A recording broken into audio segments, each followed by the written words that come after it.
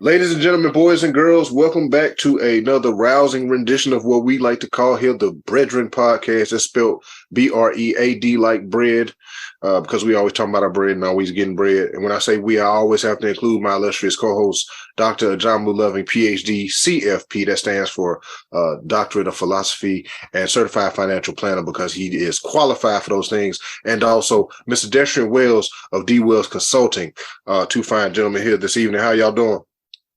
Doing great, my brother. Doing great. Yeah. Well, all good here, fam. It's a little odd right now because what the people don't know is we are recording at a very odd time frame. It is midday. It's midday, so be prepared to get something that you've never gotten before. You are getting a midday version of Brethren Podcast. Obviously, this will release at a different time, but just frame of reference, we are recording this midday.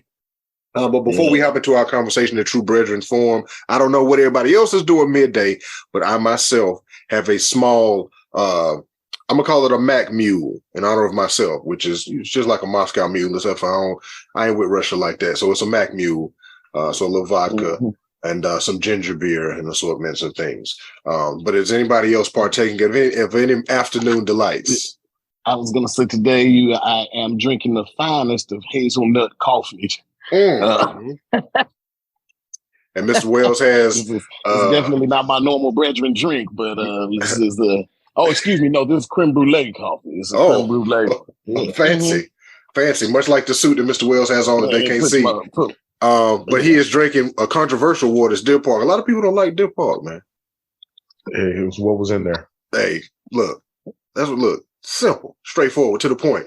But in true brethren fashion, we will raise our drinks, and luckily and hopefully this conversation will be like all the others that we have had, and they will be of service to the people, bread being dropped and crumbs being picked up by those who can get them. Cheers. Cheers, brother. Now, we've had a quite lengthy pre-recording conversation where we talked about all things, and I'm glad that we had it because I wanted to talk with y'all today about something that Doc mentioned in the first episode, and our second episode. Our first was second episode of the season, our first cocktail convo of the season. I had a conversation with ChatGPT, which is an AI. So today I wanted to talk with you all about disruptive innovation, because Doc, you mentioned it, and in the frame of reference of disruptive innovation for ourselves and our lives in terms of our life and our business, family, finance, and all of those things. Is just to dive a little bit deeper into that and kind of bring up some of these tools and resources that helps create that disruptive innovation for ourselves. Besides just the mindset, right? Like obviously, if you don't have the mindset, you can't do it. But in more tangible terms, what are some of the things that people can do to create it for ourselves? And we've all had some extensive conversations about AI and just a lot of the technology that we have around us and tools and resources that we have in place that allow us to do these things, but we may not be approaching them in that way. Like we think of, Alexa and Google, these tools, and we just kind of, like cut the lights on, turn the music up, play me a song, things like that. But one example Alexa asked me the other day was like, hey, do you want me to start turning this light on and off every night at the same time? And inside my Google Home app, you can create routines, which I have a routine for when we're on travel, to turn the lights on and off at certain times. But approaching it in the way and in the mind frame of, how can I use all of these things to make me better, to create disruptive innovation in my life for my benefit, obviously. So that's the conversation that I want to have. I will throw it to you first, Doc. Immediately, what comes to mind? Well, what immediately comes to mind for me is using the technology available to get you over your usual stumbling blocks, right? So if you're like me and you have a tough time getting the ball rolling on a research paper, right? That's the hardest thing. It's like, okay, I conceive of it in my head. And maybe I'll start an outline and then stop and write a couple of words on the page and then not have anything, get stuck.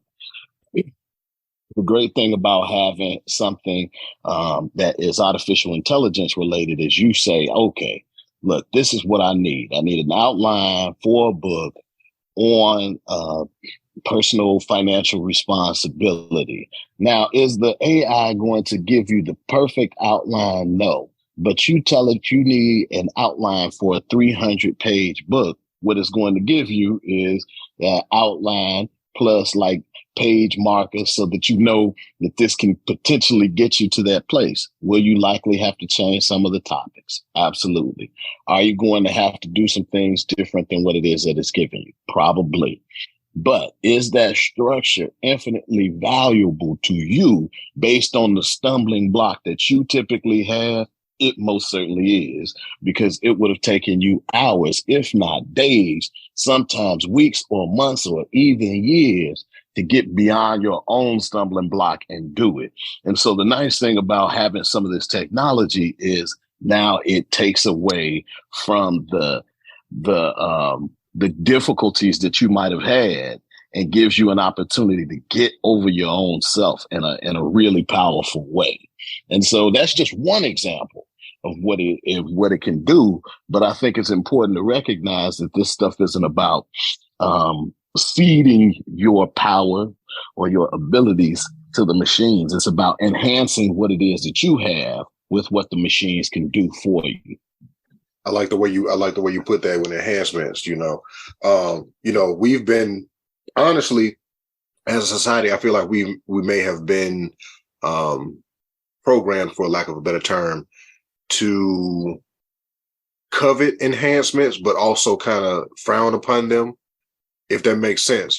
Performance enhancing drugs are frowned upon, but the results are often coveted, plastic surgery, things of that nature. But that's a whole nother conversation for a whole nother day. I want to come to the numbers, man, Mr. Wells. How do we quantify these enhancements? Because in essence, if I'm taking performance enhancing PEDs, if I'm taking PEDs and I play as some sort of a sport, I can quantify it by my increase in productivity with points, or whatever it is that is quantified as a goal. But in terms of regular everyday life, the average man, if I'm using these technologies and this disruptive innovation within my life, how do I actually quantify it? Yeah, so I think that's a really good question. I think you do it in a few ways. The first way that I would suggest is a quick measure is always time. How are you spending your time? That's something that is easily identifiable, and easily measurable. And when you look at things that are meant to enhance, everything still comes with a pro and a con. And I think what you have to do is look at the cost benefit analysis. Will disruption cause some people to hurt for a period of time? It typically does. Any path forward or any struggle or any progress kind of requires some struggle in order to find the appropriate balance, right? And so when you're looking at iteration 1 of an iPhone, we're light years ahead of where we were when iteration 1 came out. So we've grown with it as a society, and it's now embedded in our culture. So when you think about positive disruptions, and keep in mind, we're talking about positive disruptions. So if you frame it in that context, when you want to start to quantify them, what type of positive strides are we going to be able to make because of these disruptions? So look at it like this, AJ. Dr. Levin used the example, he needed to write a book. Well, I have a seminar that I have to do. I can find out from my AI what is most relevant for me to cover. So from my perspective, I may have a lens on what I want to give and what I want to provide, but the user experience may be enhanced if I simply speak to this AI who's downloading, metadata, all these thoughts, and it says, well, this is what's really important to people. This is what people are asking me. Now I can cater the information to a demographic in a much better and more defined way without doing a think tank, without having to do a lot of fundamental research. So it increases my productivity, again, going back to time. So I've spent less time preparing. I can be more effective and impactful when I show up. And now you walk away with a greater message. That would seem to be positive disruption for me, because now the end user is getting more of what they want. My impact goes up.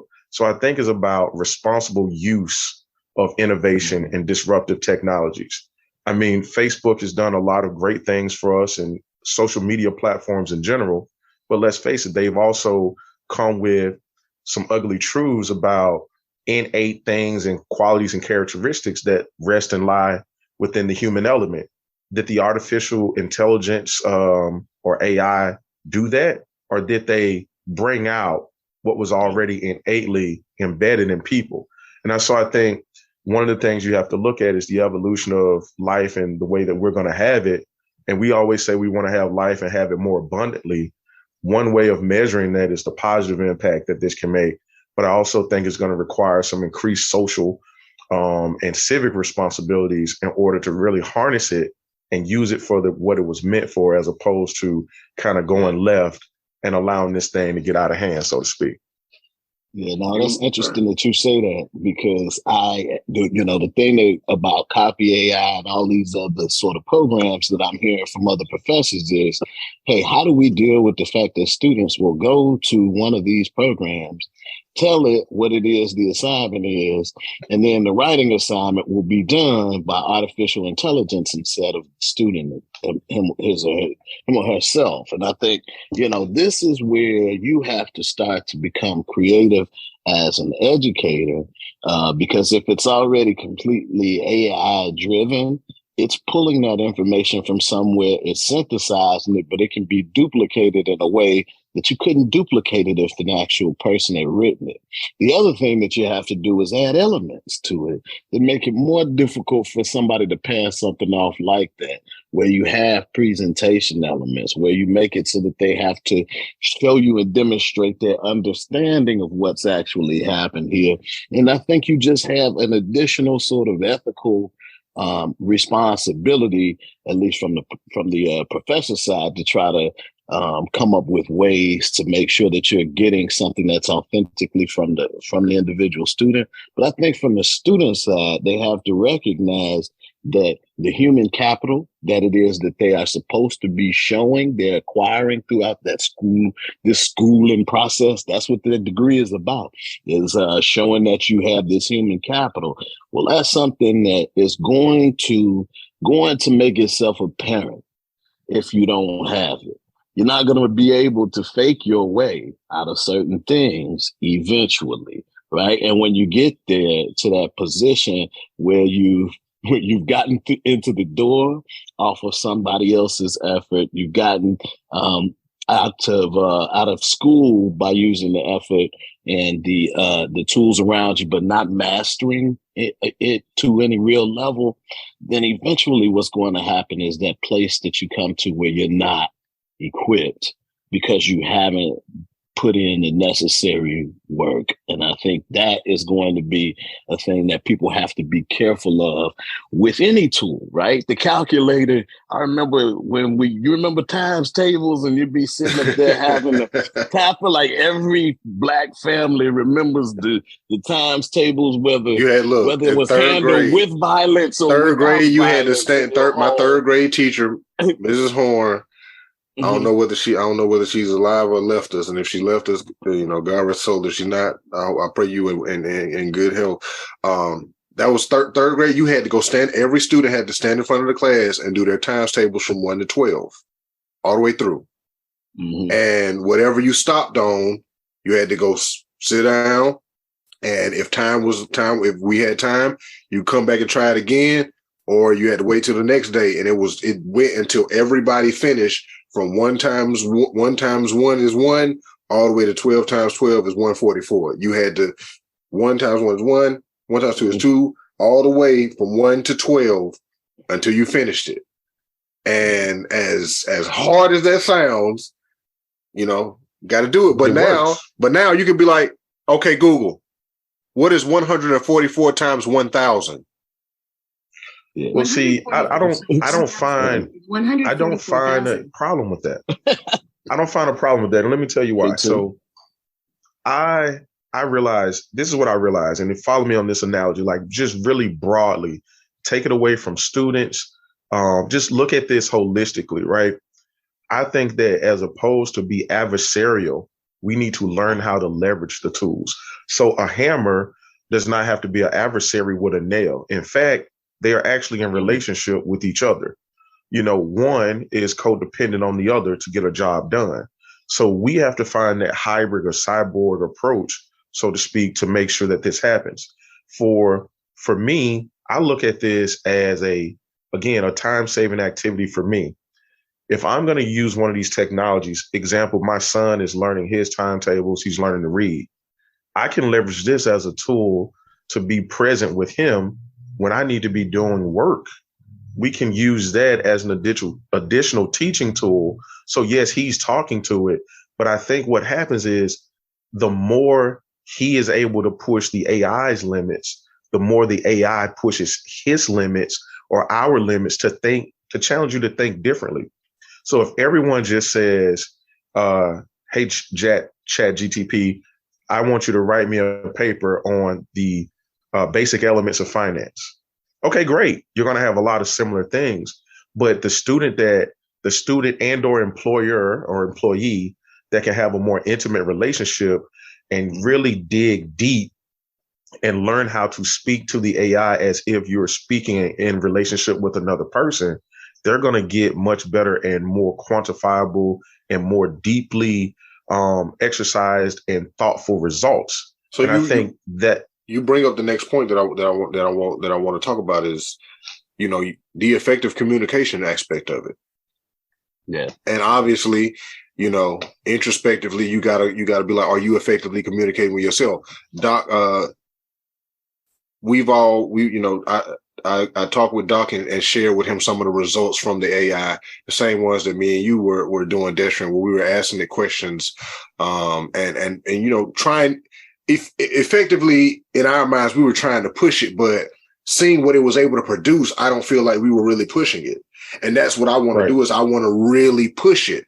And the way that you are able to do that is through effective communication, which obviously you have to be able to effectively communicate with yourself to know, you know. And I think one of the things that it said was, one of the questions that we asked it, you know, I think it was a personal investment statement, or something like that. But it kept, one of the key tones that came from it was, it kept saying, make sure that you're honest with yourself and others about your financial situation.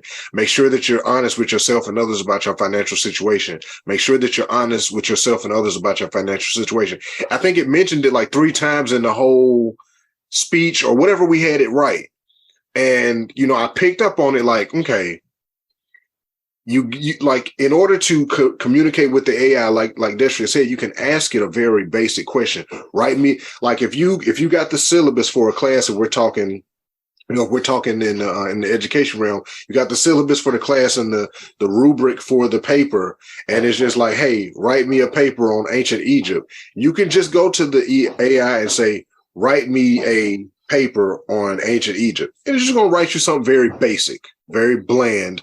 No nuance to it, no emotion, no tone. It's just going to be, it's going to feel like it came straight out of an encyclopedia. But if you were to run it, you wouldn't get a result for plagiarism, because it's able to do that effectively. That's one of the keys to it.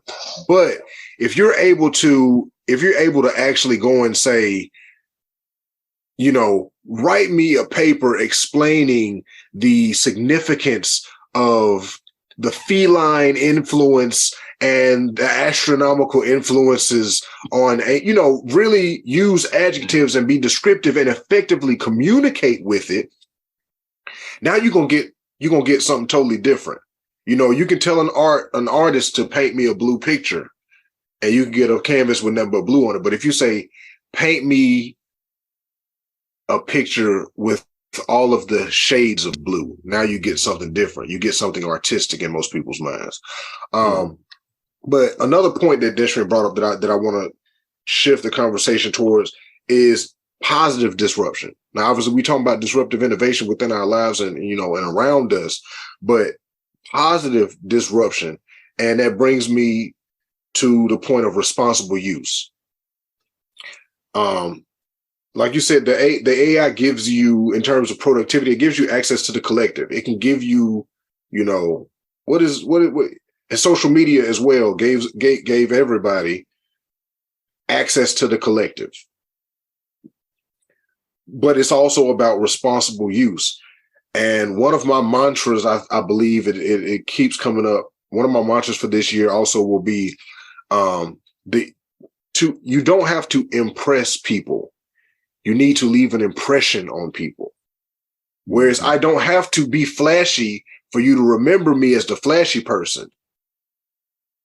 I want you to remember me because of the actual conversation that we held. Me and DJ, you and Doc, we always say, like, to engage in the human experience. And what Destrian said, in terms of this positive disruption and this blending, this cyborg, for lack of a better term, where we're figuring out how this works for us, is productivity and time. Like, if we got the time back now, the time that I spent, if I'm an author and I got to write a book, because that check, the publishing company's on my back, but I can't get over that block. Now I integrate this AI with me, where it's like I got an in-house editor, a little bit of in-house technological motivation, where it's like, hey, there's a part in this book right now where I'm trying to get, I just don't know what to do. Write me a scenario where these two things, how would you, and the AI spits it out, and then it inspires you, and now, boom, the chapter's done. And now you got time to go engage in the human experience more, because you have effectively communicated and effectively integrated this innovation in your life. And it's responsible use, whereas you don't rely on it heavily. It isn't the sole thing that you are, it's not where all of your results are coming from. Because if that's the case, somebody finds out you the Wizard of Oz, and it's like, well, see, I never needed you. I got the ruby slippers the whole time. Let's talk about that. Let's talk about it in the frame of the Wizard of Oz. And go. Right. No, it's gotta be a tool, right? And a tool implies that you have some level of knowledge within the entire field, and you can leverage that tool to get more effective results. And I think the more powerful the tool, the more that is demanded in terms of your mastery and understanding what's going on in order to use it effectively. Right. And so you have to be careful about your use of tools when you have no idea where it is that you're going or what it is that you're supposed to be doing, because the same way you can use a floor sander and create a beautiful floor that is, that's now ready for stain, is the way you can use that floor sand and grind through a couple feet of your wooden floor and destroy it now, and have to replace the entire flooring surface because you didn't know what you were doing with that tool, right?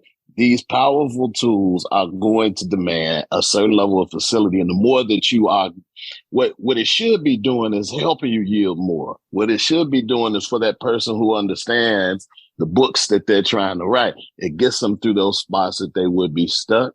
It puts them in a position where it's like, okay, let's start to organize these things a little bit better, and let's increase the productivity associated with the type of work I already know how to do and I'm engaged in.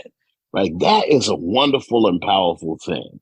When you start to use it and think, well, I can use this instead of my abilities, and despite my lack of abilities, and you start to fill in gaps that you don't really understand well enough, that's where it can be a problem. The great thing is when it can remind you of something, right? That's the cool thing that technology can do, can remind you of something that you already had thought of and forgot to put in there, maybe help you see things a different way. when you have it where it ends up taking over your whole process because you don't have enough human capital to master it, now you're not using the technology. The technology is using you. You're not able to give what it is that you ought to be able to give or get what you ought to get out of it. Because still, at the end of the day, people are more important than things, right? And so when it comes down to it, you have to have some knowledge in order to be able to get the most out of it, to get the most out of any tool. A calculator is great. It is a time-saving thing, right? It's a wonderful thing because of that. But your understanding of how math works makes it so that if somebody says, what's 144 times 1,000, your mind already takes that 1,000, multiplies it by the 144. Your answer is there before you could even utter the words. Why? Because you understand how math works, right? And so then you can ask yourself and you can ask the technology higher order questions that are going to make your math even more efficient and effective when you're starting to apply it to things that you have a high level of intuition about and can sort through the positives and negatives that it brings to you and distill down to something that's going to be even more effective for you and do so faster. And this, I do talks on this in financial services and why it's so important to have these things is because now we have more certified financial planners than ever. Wonderful thing, right? But we still need more certified financial planners more than we've ever needed them. And so the ability to see more clients, to do so effectively, to have those clients enter data, to organize that information efficiently, all of those things leaves you the opportunity now to make deeper relationships, to drive those deeper relationships that are likely to be not just more profitable, but more impactful for everybody, and to be able to have more of them, right? And that is a powerful thing. That is what technology does when it deepens the relationship that people can have with one another and increases the impact that you can have across the cross section of folks. Why? Because now you have a technology-enabled practice, which allows you to save and use your time most effectively. That's a powerful gift. Can we stay right there for a second? Because I really was thinking about this in terms of like just the industry that we operate in.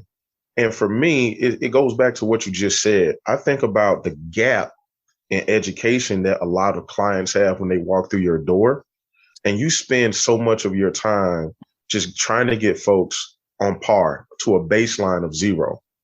A technology such as this, you could go in and kind of have a questionnaire, so to speak, and you could literally give this to folks that are interested in coming on as clients, because these things take time to make, things to do. You may have to hire a person, but now you can streamline some of these things. Imagine someone coming in with their kids and they want, and we know this to be true, that most wealthy folks do not and are not honest or have conversations with the people that are going to inherit the money that they're going to leave behind. And therefore, the literacy gap is so large and so big. A tool like this is a fun way, a easy way, a unique way for young people to start to get comfortable with having the conversation around financial literacy and things of that nature. When they come in, they have a baseline. So you don't have to hold their hand, so to speak, to tell them things that they may or may not have been able to get sitting across from mom or dad at the dinner table. Maybe those conversations are not discussed there, but you can introduce something that's easy for them and it's not intimidating. And so that's why I think, again, looking at, you said responsible use, the pros and cons are always going to be there. What do you need from it? How can you be a good citizen of it?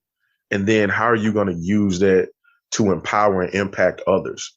If, you can use your voice for good, you can use your voice for bad, and you can use this technology in the same way.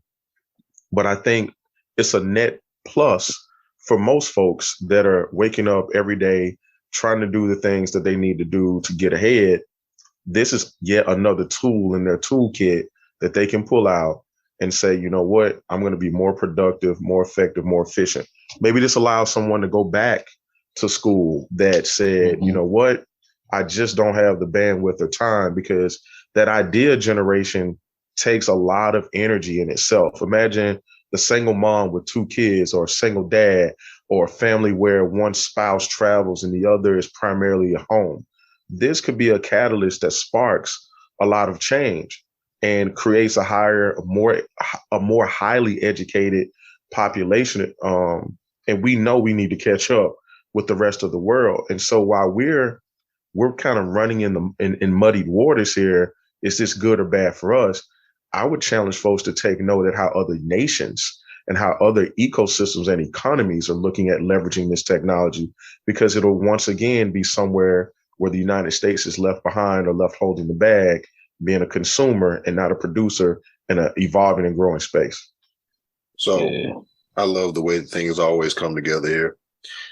I've become a fan of the midday conversation for obvious and inobvious reasons.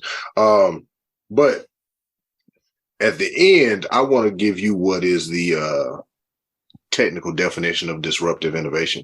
Disruptive innovation refers to the innovation that transforms expensive or highly sophisticated products or services previously accessible to a high-end or more skilled segment of consumers to those that are more affordable and accessible to a broader population.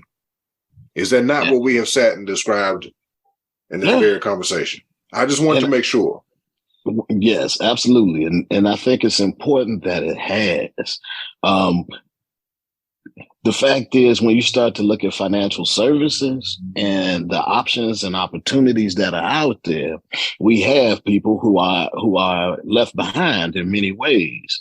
And it's a costly thing, not just to all of the corporate interests and everybody who could be making money if these people were allocating their investments more effectively or saving more effectively, or all of those things. Yeah, that's great. But when we start to think about what it is that people do with money, is creating additional opportunities, having options, having the feeling of free will, feeling like you are winning within an economy and a society.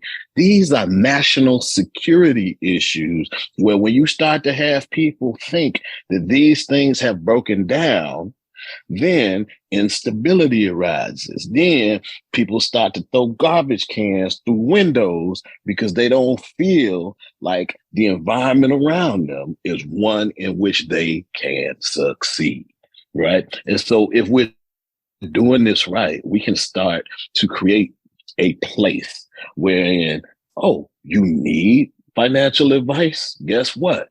There are people who are available to give you financial advice because their time has been freed up based on the fact that we have technology there to guide us through some of the things that would typically take long and suck the time out of the overall process. Plus, not only that, we can create financial planners more quickly too, right? Because now people can access the material better. People can get to it more quickly.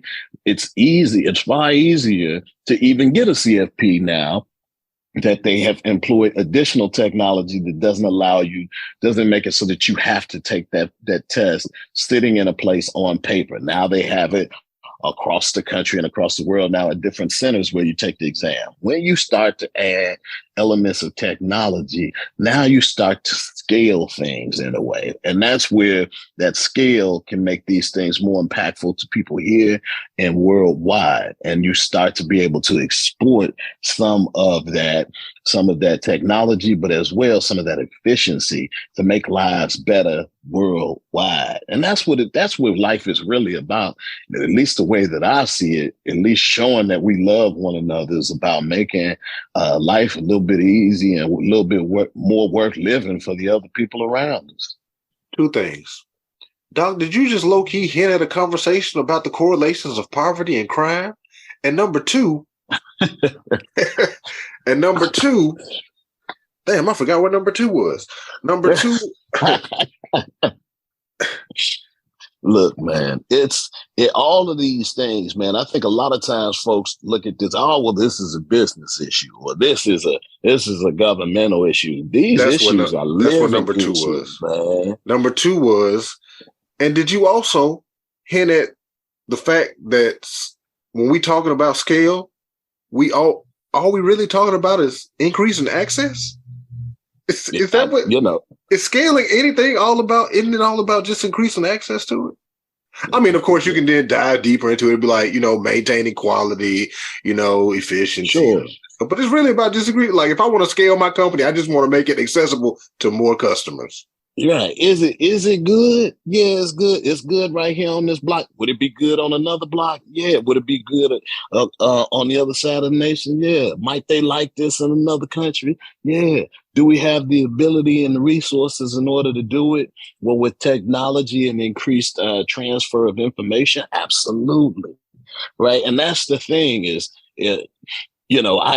my worry when I hear professors talking about like, oh, okay, are they using these artificial intelligence technologies to cheat? Is what is it that you think of as cheating, right? If we know that we have these new things that are available, these new technologies, integrate those technologies and expect more. I don't like the idea of closed book tests. Why? Because we don't live in a closed book life, right? We have information all around us. I need to know that you can take that information, use that information, analyze it, and synthesize it into something better and new. That's where the margin, the money, the opportunity comes from. It's the artistry that you can bring to what it is that's out there. It's not just taking what's there and pulling it together. I remember when I was a young kid, that one of my teachers, maybe in second grade, and she said, if you don't know how to use the Dewey Decimal System, you're going to be locked out of information and understanding information for the rest of your life. Now, I would like to inquire amongst my brotherhood here. Yes, I learned the Dewey Decimal System that I could access information. And guess what? My use of the Dewey Decimal System is as dead as Dewey. It's over with. It's over with. The technology, she had her heart in the right place. She taught me something that helped me out for a while. Hey, but I don't. That's not what technology is.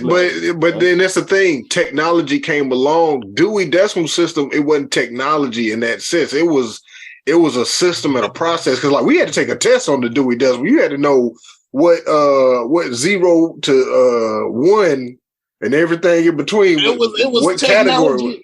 It was a technology of the time, a system by which they were able to organize. But that is a form of technology, man. That whether it's a tool. Anytime you're using tools, that is it.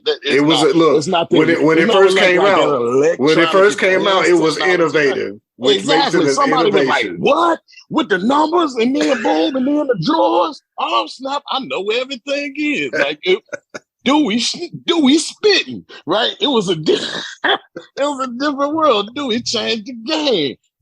Dewey changed the game. Shout out to Dewey, but Google, Yahoo, and Jeeves shut you down, my man. Right, exactly. But they stood on the shoulders of Dewey. That's you had to take Dewey and like, how can I make this better? You know what I can do? I can create Amazon where you can just type the book in. You ain't even got to know whether it's fiction, nonfiction, none of that. Boom. I feel like, people who, and this is a danger that educators have, is we fall in love with what it is that we've teaching the way we've been teaching it. Well, creatures of habit. Instead of falling in love with the idea of learning as an evolutionary process and getting young people to fall in love with the ways in which you can learn and how that can advance and how you have to have your mind engaged for that next big opportunity. And I think what you'll find is the most successful people among us are the people who operate with that sort of outlook. They don't worry about what it is that they are just good at right now. They think about what it is that's going to be the next opportunity that they can be good at going forward. Yeah, like what do I not know how to do that I can learn how to do? Where's the next challenge? But we're creatures of habit, We're creatures of comfort and habit. So if we're comfortable and we have habits, we often don't see need to change that, until something outside of us uncontrollable disrupts that. Like life is going good, life is great, and then a natural disaster happens, which disrupts your life. Life is going good, and then a major health scare comes along and it disrupts your life. So I think the concept and wrapping our mind around actively finding disruption for ourselves to make our lives better is a huge thing to mentally grasp, just based off how we are naturally disrupted. If that makes any sense. It does, because the thing becomes, I think you have the most expansive and the most exponential growth when you're in situations that there is no playbook and you have to resort to being resourceful. So to Doc's earlier point, I've always wondered why it's just like, okay, some teachers are open book test, or no, you got to prove to me you know it. Life definitely doesn't operate that way. And I really see the more successful people, not only in my business, but across industry and business and life in general, are people that are resourceful. So when there is no playbook, they're resourceful enough and intuitive enough to figure things out. And then a lot of that comes with your ability to connect and interact with others, whether that be some type of technology or the actual human element. So the go it alone folks tend to be the closed book test masters, and your leaders, your influencers, most of the time, at least based on my estimation, tend to be the resourceful folks who are more like the open book, and they are willing to go together because they know that they can do it faster, more efficient, and better. But again, your most expansive growth is going to come when there is no playbook. And so when you get in moments like that, do you want the person who's trying to do something based on recall, or do you want a person who's willing to use every possible tool at their disposal, and they are now skilled in the nature and the very way in which the world function, operates, and requires you to live in order to survive?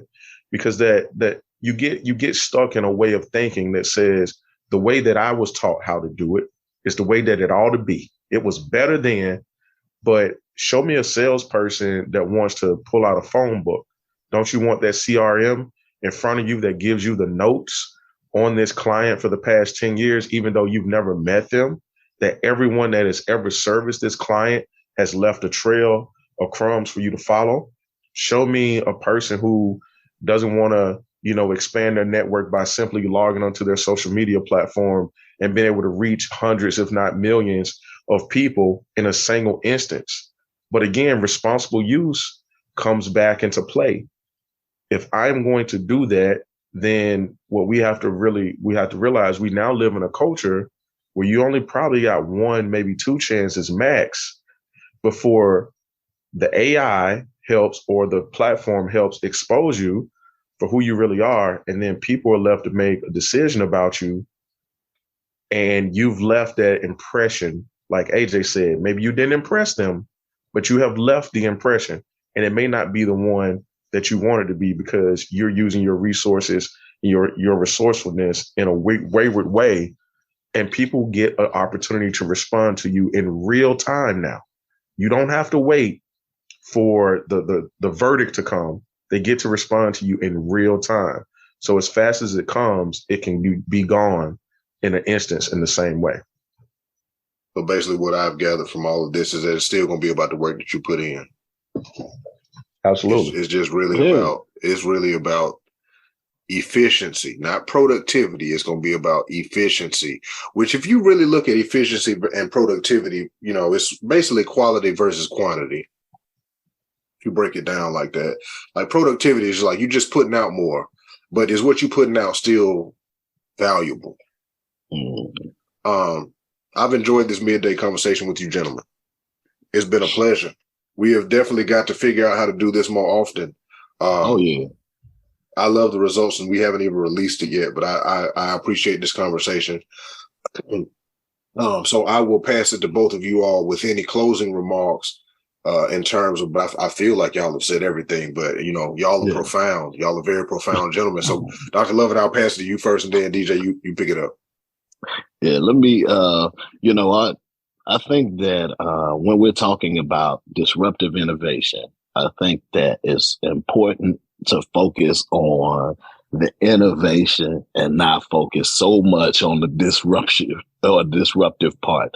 Never get too comfortable doing things the way that you have, except for the one thing, and that's being hungry for learning and trying to get a hold of new things.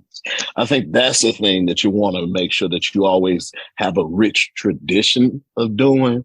But when we start looking at the ways in which you can acquire information, the ways in which you can use things, the tools that are out there, try not to fall too in love with any one of them, because there's always something new that's coming out. And as long as you embrace the idea of learning new things and understanding your field and having passion for those things, now you can embrace those new technologies as new opportunities to learn, instead of focusing so much on the disruptive elements to the point that it makes you sad anytime something new comes out. And I've heard this sort of lamentation that comes along with people like, oh, well, everybody's delivering things via email, so now you're not going to need the postman. Well, then you didn't see Amazon coming around the bend. Well, now you need more delivery people than ever, right?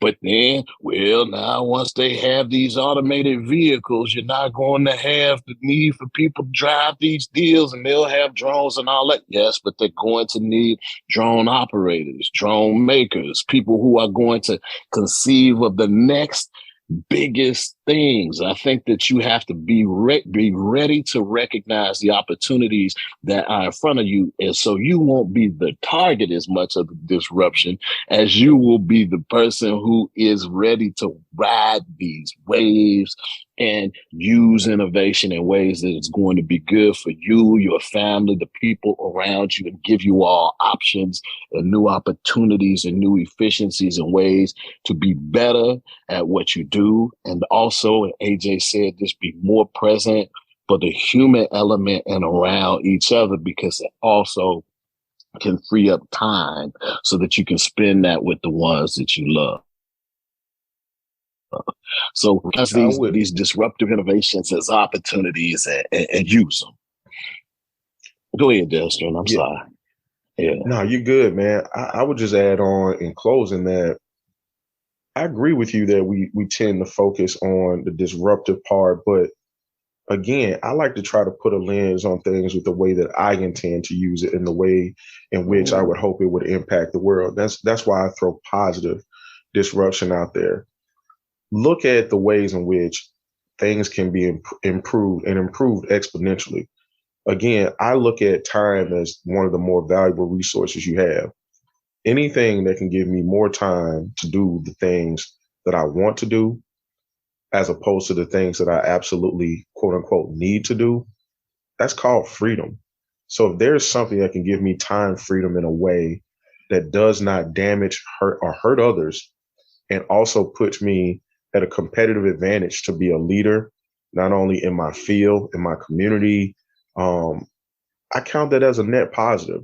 And so I'm all for disruption, especially when you net out the fact that you're basically bringing access to a broader number of people who have otherwise either been priced out of it, have had no exposure to it, or quite frankly, may not have an interest in it because of the manner in which it had been delivered or packaged in the past. And so I see this as a major opportunity. And again, will there be some pitfalls, some hurdles to get over? Of course. But the more we understand about it, the better opportunity we have to get in front of those things. So, I'm excited to see what this holds, and I plan to leverage it in several ways. And if there's someone out there that's listening, if you found a cracked, a way in which to leverage or use this, reach out to us. We'd love to have you on and maybe talk to you about, some of the ways that you're using this technology. I mean, because again, we have a small lens in terms of the business lines or industry that we look at. But I can only imagine what this does for true creatives and true artists who, this may unlock something that brings the world its next great whatever. And so I'm excited. Back to you, AJ. I'm gonna keep saying it until I hit stop record. I appreciate this conversation that we've had today. Number one, because y'all both know y'all deal with finance all day, every day. And y'all know I deal with, technology all day, every day. And this was a good blend of the conversation that I appreciate. So like I said, I keep saying I appreciate this conversation. But I think the overarching tones that we gotta make sure that everybody gets with is the responsible use portion of it. And being able to, like the AI taught me, to be honest with yourself and others as needed. I put that in parentheses, as needed. You share with others as needed, but be honest with yourself and others as needed about your situation. Whatever it is that you are dealing with, be honest with yourself, number one, so that you can embrace and educate yourself on these tools, these resources, this access, because there's a disruptive innovation going on around you that you're going to embrace and educate yourself on it to enhance yourself and then obviously enhance others around you, because how can you help somebody if you ain't helping yourself? But know your audience, and your audience is you. That's part of being honest with yourself. Long as you're doing that, I think it's, you embrace and educate these things, you'll be able to get over it. Like Doc said, you'll be able to break through that block in terms of creation and in terms of using your true human capital, which is your mind, to be able to do things that you are not normally able to do because, we so stuck in routine. We so stuck in habit. Change and disruption only happens naturally when things outside of our control happen. So while we try to control our own disruption, right? So this episode has been brought to you by LaFlight 87. Go get you some. www.leflight7.com. It's a cool apparel line. We know the owner. This has been the Brethren Podcast. Follow us on all social media platforms at Brethren Pod. That's spelled like bread, BREADRENPOD, because we always talk about bread. And hopefully y'all are getting some, because that's what we're doing too.